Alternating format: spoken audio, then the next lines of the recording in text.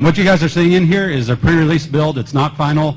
The interface, the environment, you name it, it's all still in development. Not final. Still in development. Yeah. Work in progress. The UI in particular is actually just sort of placeholder, passed on from Reach. The final UI will be reflective of the rest of the Halo 4 UI. So that's absolutely the most temporary element in here. All right. So, Mike, you want to take it away? Yeah, sure thing. Hopefully I am loud enough, or louder than Jimi Hendrix's resurrected ghost that's going on in the next hall. So we're here to talk about Forge, and as everyone said, this has never been seen before. And with the placement of the monitor and the lights going in our eyes, Adam and I can barely see ourselves. So please bear with us as we just using the Force here. All muscle memory. All muscle memory. Well, I don't have any muscles, so that's a problem for me. But as you can see, what we have here is.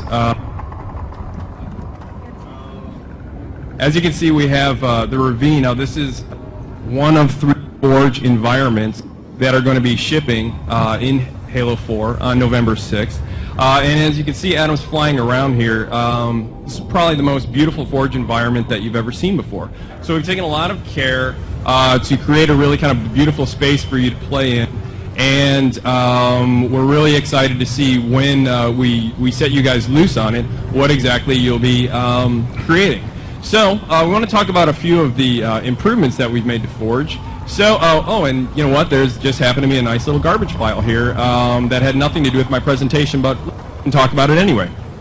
Okay, so in the past, if you had, for example, like a spawn point or something on top of another object, it was a little bit of a pain to grab. But as you can see, as Adam is kind of rolling over the different things in this pile of garbage, you see the name, palette, create small, respawn point.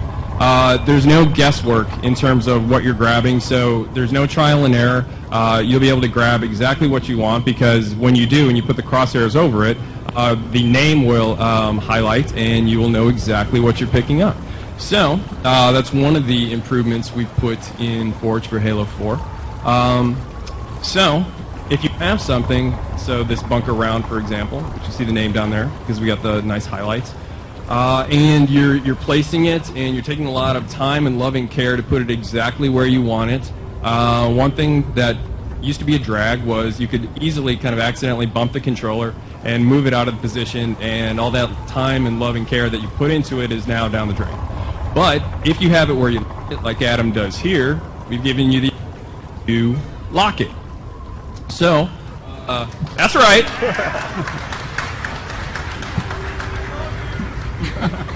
I love you more. So now we have this nice piece exactly where we want it. It's locked. It is going to stay there until the end of time, or when if Adam decides to unlock it and move it wherever he likes. So you see we have this half a bunker. I mean, who out there wants half a bunker? Hey, only that guy. You, out of here, security.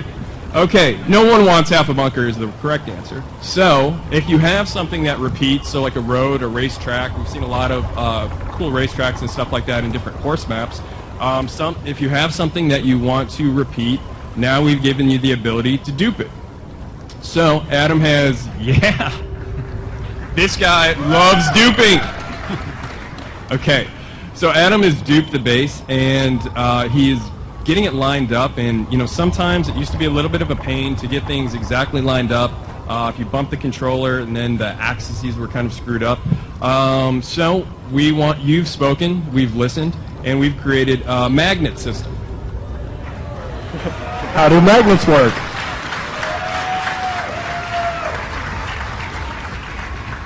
Magnets in 2012. Everyone can vote for that.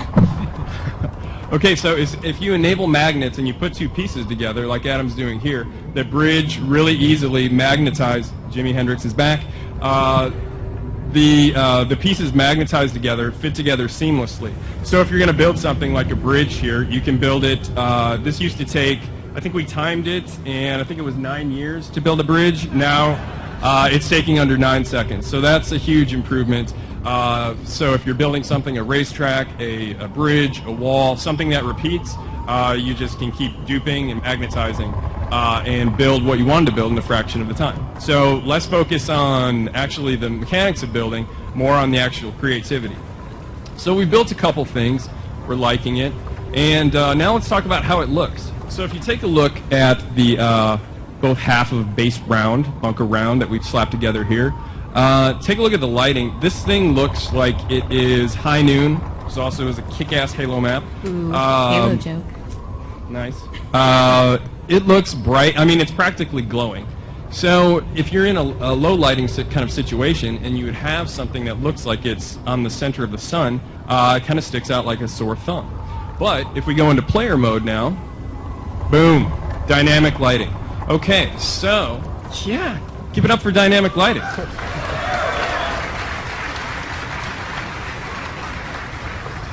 All Forge objects now accept shadows from the environment or other Forge objects. And if you see, like down there where Adam just was, Forge objects also cast shadows on the environment.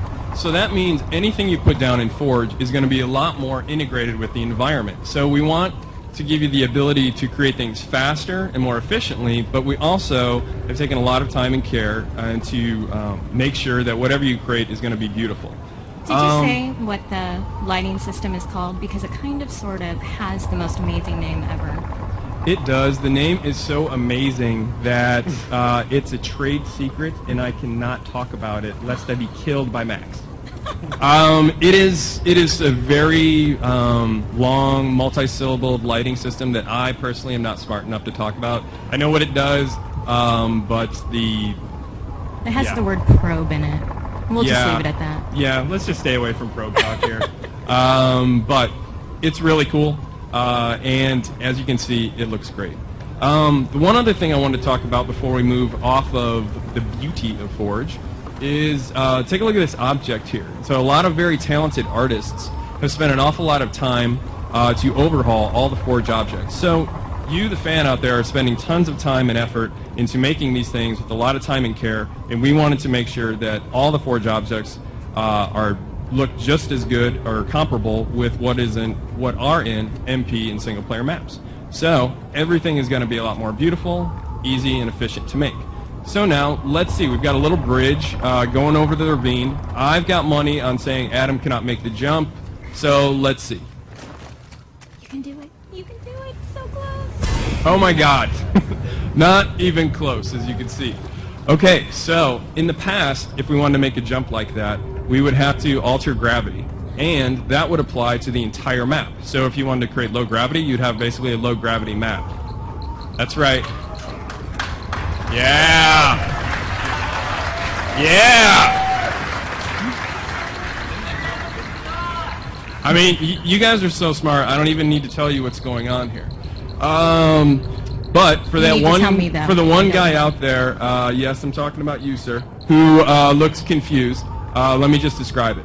What Adam has done is laid down what's known as a player trait zone. What is a player trait zone? It's a player trait zone. Come on. The name describes it. In that little zone that he's made, which he scaled to just really the size of the bridge, you can affect the Spartan's traits. So let's say speed, jump size, or jump height rather, damage absorption, a lot of other things. And so now with that trait zone laid down, let's see if he can now make the jump. Oh yeah.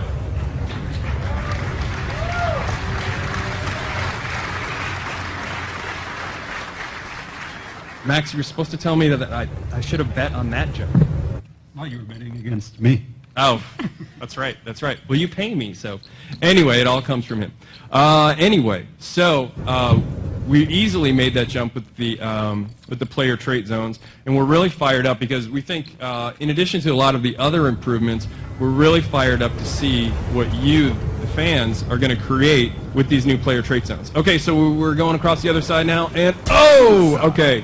We made it easily, but unfortunately we did not stick the landing in Mary Lou Retton or Kerry Struggs fashion, depending on how old you are. Me, I'm old school, so he didn't pull a Mary Lou Retton, and we got to do something to change that. Okay, so we can easily lay down another player trait zone, and in that zone we can do something like either overshield when he gets in there or damage resistance. and alter how much damage he can take. Invulnerable. I have a feeling that he is going to make the jump now. I know. It's like ESP. So, let's see. Max, double my salary if he makes it. Okay, good. Done. Nice. Okay. Okay, and you heard it. Double my salary, so that's going to happen. Now I got to pay you $10 an hour? That's right. That's right. Welcome to the big times now. Okay, so those are just a couple things that we put into Forge for Halo 4, but we're really fired up to see what exactly you guys are going to be creating when we put these powers in your hands. Yeah, thank you, Mike. And we actually have something else related